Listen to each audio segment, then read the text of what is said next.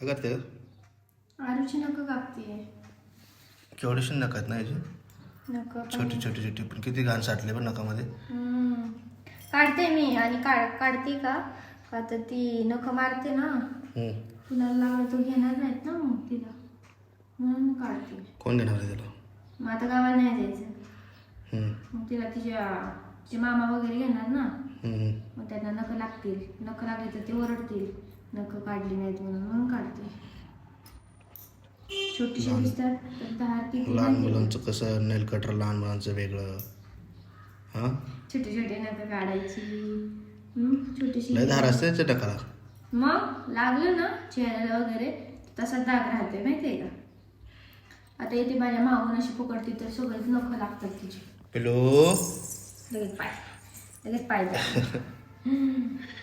तेवढं बरं समजतं तिला.